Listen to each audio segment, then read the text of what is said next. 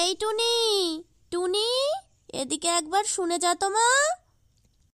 হ্যাঁ মা, কি হয়েছে বলো। যা তো, দোকান থেকে গিয়ে 1 কেজি বাসমতি চাল আনতো। আচ্ছা মা, কত টাকা নেবে? ওই 92 টাকা। 92 মানে হচ্ছে?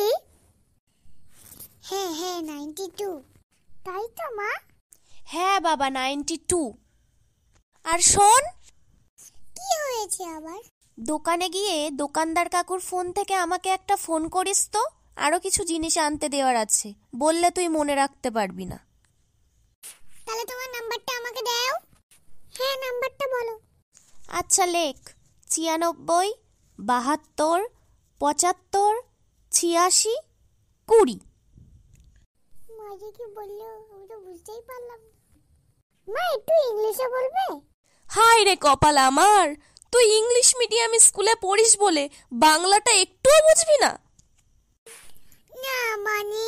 আচ্ছা, তুই একে চন্দ্রটা ঠিকঠাক জানিস তো? 10-এর পর থেকে একে চন্দ্র বল তো দেখি। বলছি। 11, 12, 13, চাদরো, 15, শালা।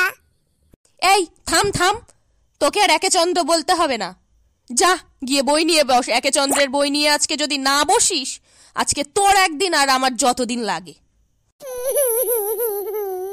আমায় ছেড়ে দাও মা। যা, আর প্যান প্যান করতে হবে না।